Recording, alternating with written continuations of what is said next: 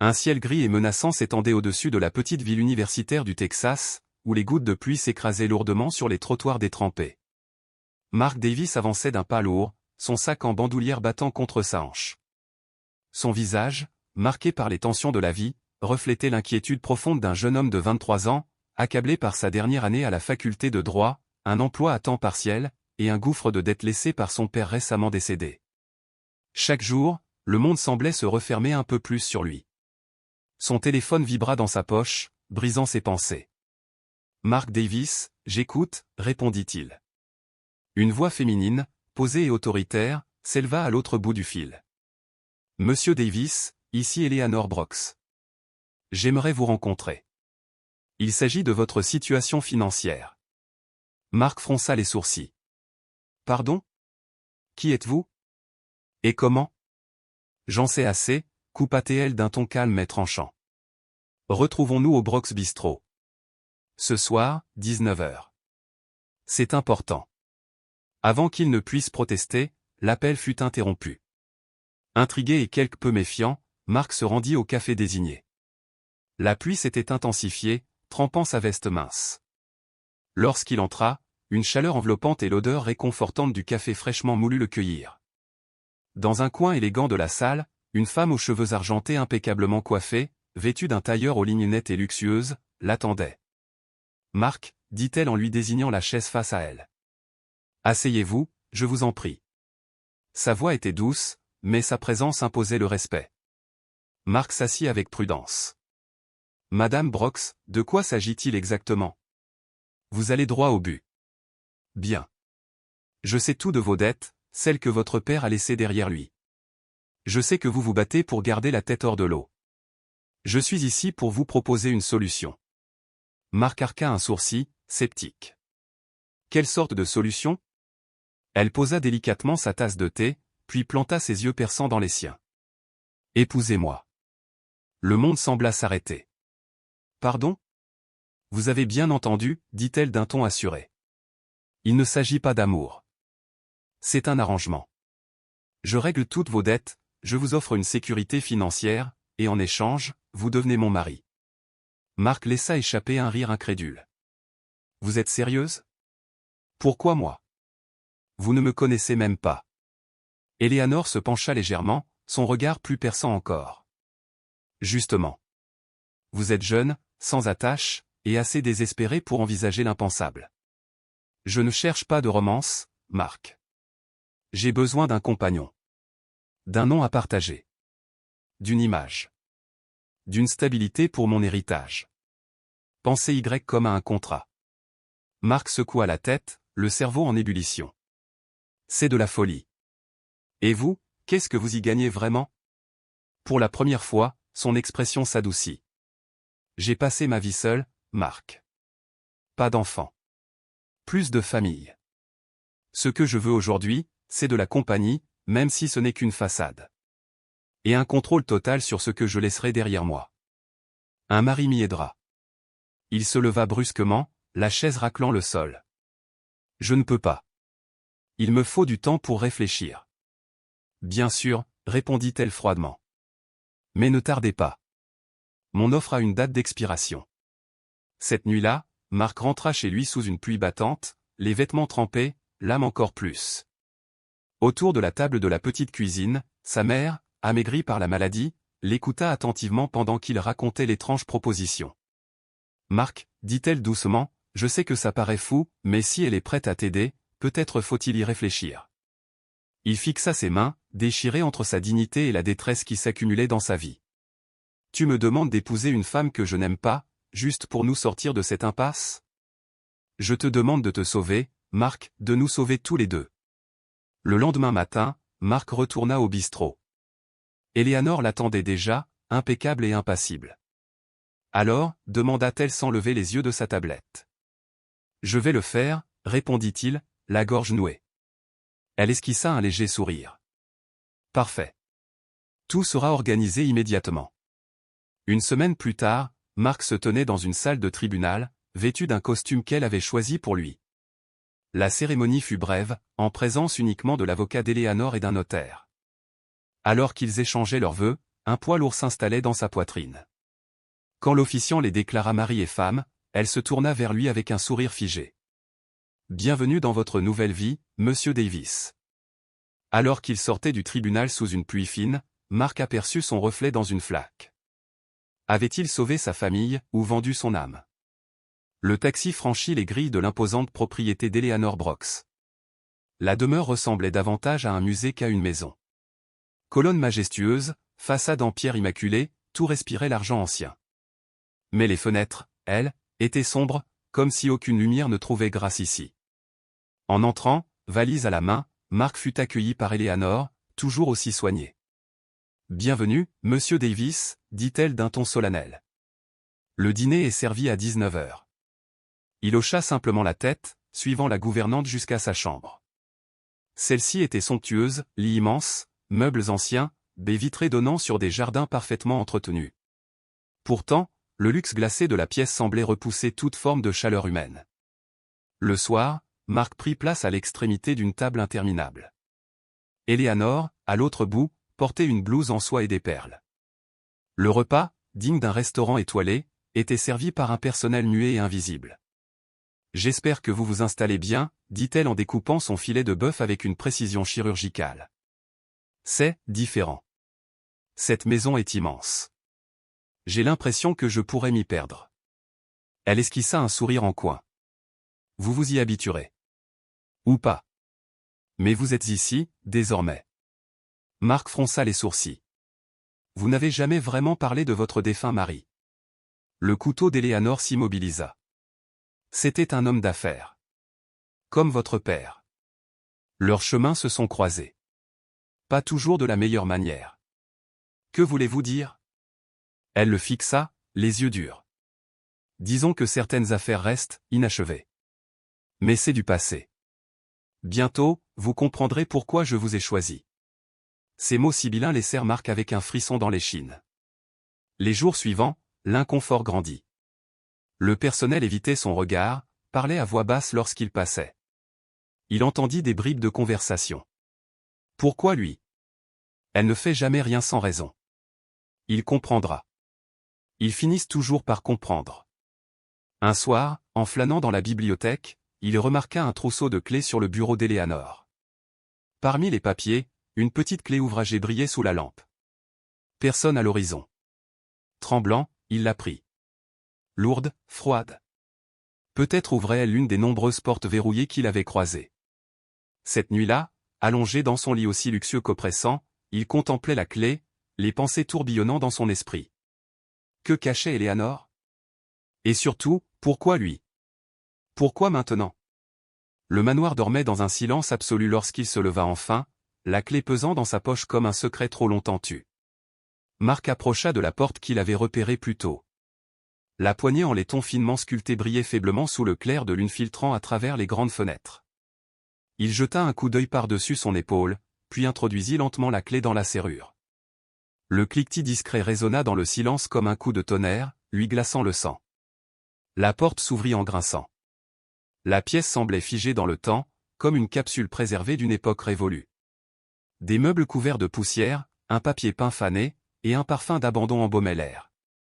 Sur une table, des photographies encadrées d'argent terni racontaient des jours plus heureux, Eleanor, jeune et rayonnante, aux côtés d'un homme qu'il supposa être son défunt mari, ainsi qu'un autre couple qu'il ne reconnut pas.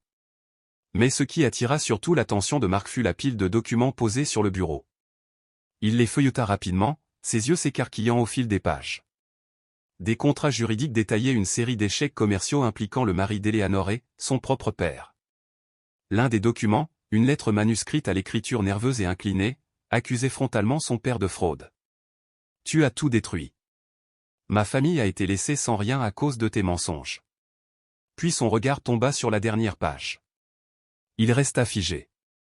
Une licence de mariage. Son nom. Celui d'Eleanor. En noir sur blanc. Daté de plusieurs semaines avant la cérémonie et bien avant ce qu'il croyait être leur rencontre. Un vieux journal intime en cuir, posé à côté, attira son attention. Il hésita, puis l'ouvrit. Ce qu'il lut l'ébranla profondément.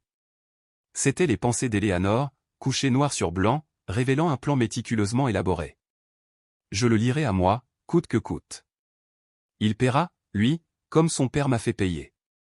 Je prendrai tout. Il sera mon pion. La gorge serrée, Marc sentit le sol vaciller sous ses pieds. Et puis, un grincement derrière lui. Tu te divertis bien? La voix glaciale d'Éléanore fendit l'obscurité comme une lame. Il se retourna brusquement, coupable, effrayé. Éléanore, Tu pensais trouver des réponses ici, dit-elle en avançant dans la lumière du couloir, sa silhouette projetant une ombre tranchante. Pourquoi m'as-tu épousée, Éléanore? C'était à cause de mon père, n'est-ce pas? Tu voulais te venger? Sa voix tremblait, mais il tenta de rester ferme. Le masque d'Éléanore se fissura. Ses traits se durcirent. Ce n'est pas à toi de poser des questions. Contente-toi de suivre les règles. Tu sortiras de ce mariage bien mieux loti que tu ne l'étais, n'est-ce pas suffisant? Marc serra les poings. Tu m'as menti. Manipulé. Ce mariage n'a rien d'union, c'est un piège. Un sourire glacial s'étira sur les lèvres d'Éléanore. Un piège? Tu aurais dû réfléchir avant de signer ces papiers. Elle s'approcha, son ton se faisant venimeux. Tu crois être malin? Tu es comme ton père. Aveugle aux dégâts que tu causes, jusqu'à ce qu'il soit trop tard. Marc la regarda avec un mélange de colère et de désespoir. Pourquoi me haïr, moi? Je n'ai rien à voir avec ce qu'il t'a fait. Éléanore resta silencieuse quelques instants, son regard fixé sur lui avec une intensité glaciale.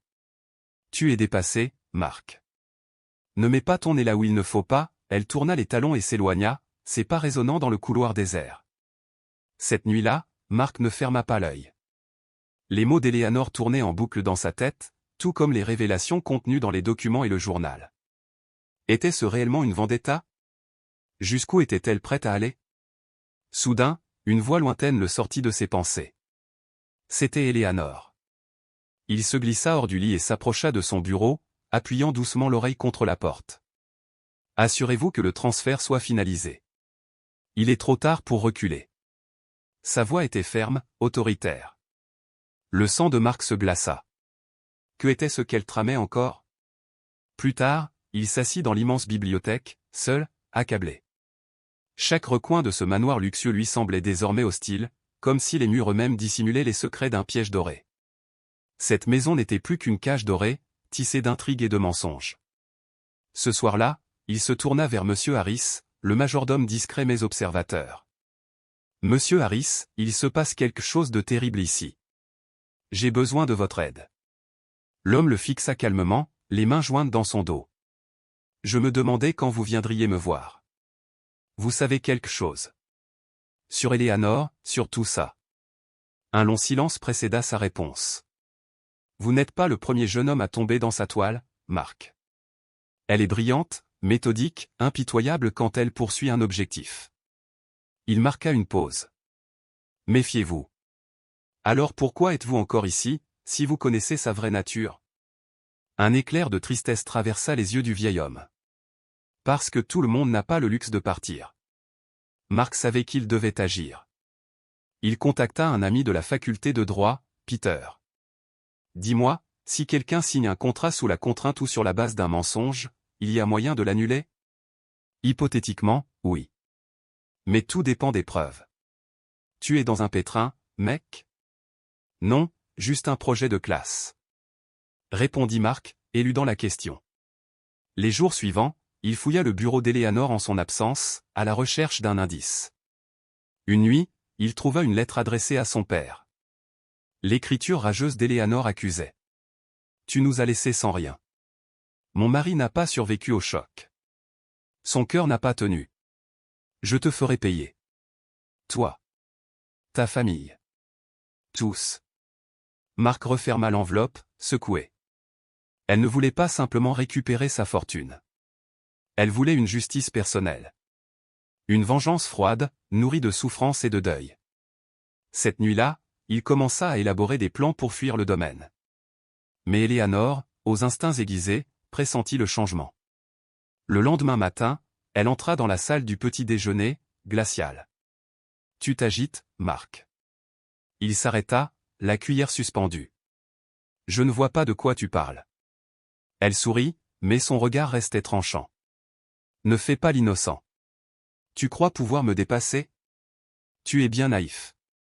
J'ai déjà écrasé des adversaires bien plus rusés que toi. Je ne fais rien de mal, répliqua-t-il d'une voix mal assurée. Elle se pencha, chuchotant à son oreille. Si tu me trahis, tu le regretteras. Puis elle s'éloigna, le laissant seul, les nerfs à vif. Mais Marc ne voulait plus vivre sous sa coupe. Il avait engagé discrètement un détective privé, et le rapport venait de tomber, tout était vrai. Son père avait ruiné la famille Brox par une escroquerie immobilière.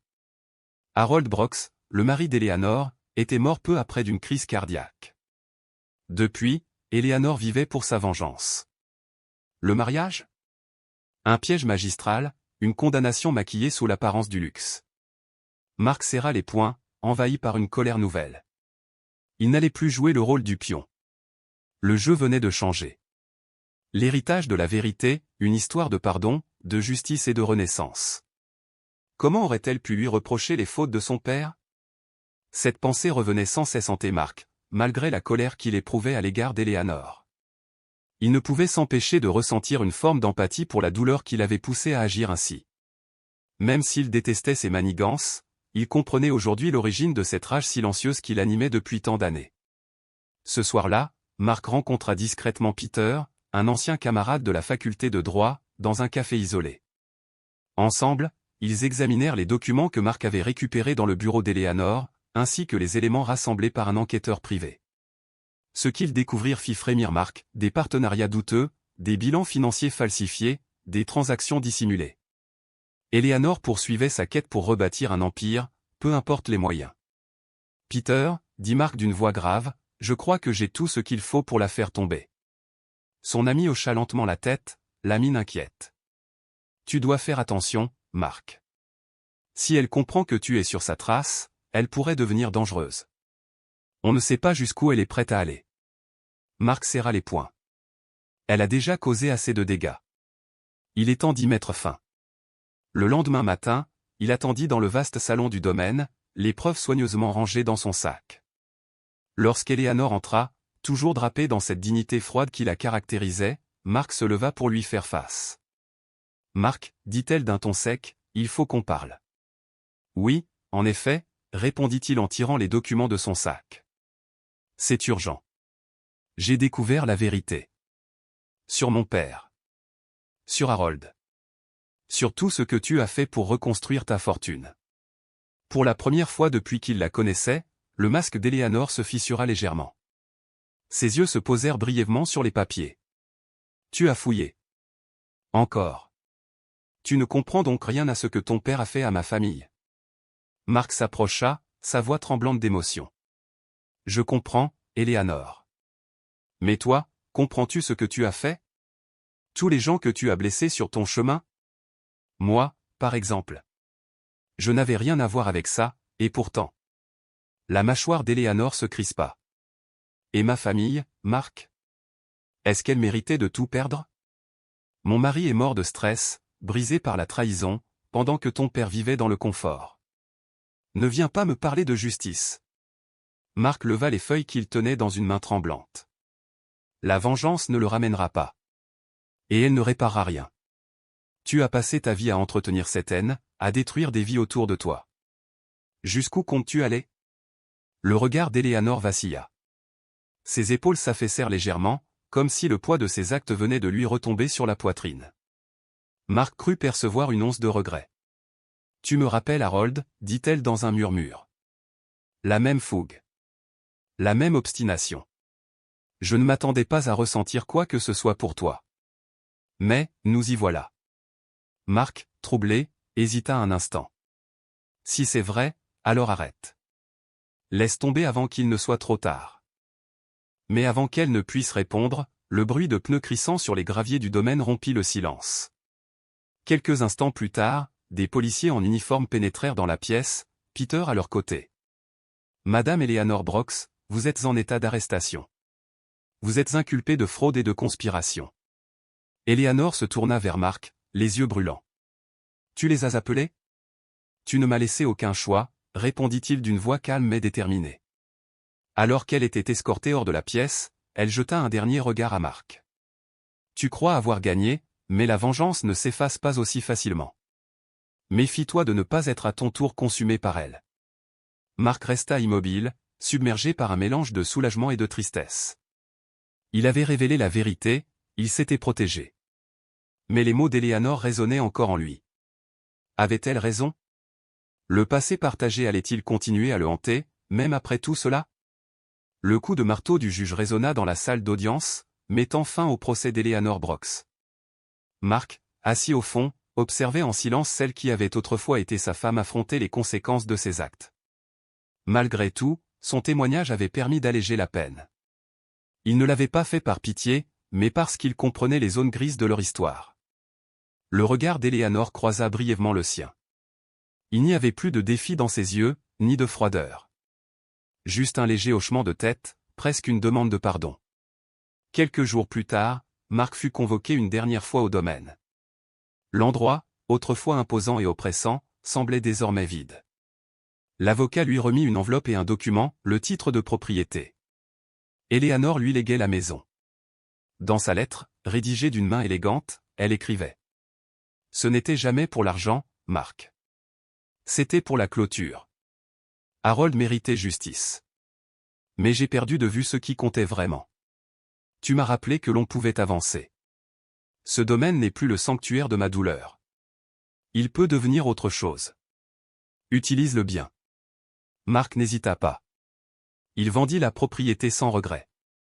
Sa magnificence n'avait été qu'un piège doré, pour elle comme pour lui. Grâce au produit de la vente, il remboursa toutes les dettes accumulées par son père, libérant enfin sa mère du poids du passé. Avec le reste des fonds, il créa une bourse d'études au nom d'Harold Brox ou une manière d'honorer l'homme qui avait été pris dans une querelle qui n'était pas la sienne. De retour à la faculté de droit, Marc se sentait à sa place. Il était plus déterminé que jamais à utiliser ses compétences pour le bien. Il effectua un stage dans un centre d'aide juridique, venant en aide à des personnes qui, comme Eleanor, avaient été écrasées par des systèmes injustes. Un après-midi d'automne, il reçut une lettre. L'écriture était familière. Assis sur un banc près du campus, il l'ouvrit. Marc. J'ai eu beaucoup de temps pour réfléchir. Pendant des années, j'ai cru que la vengeance apaiserait la douleur laissée par la mort d'Harold. Mais je vois maintenant que la vengeance est une prison en soi. Ta bonté, même face à mes erreurs, m'a appris quelque chose d'inattendu, le pardon n'est pas une faiblesse. C'est une force.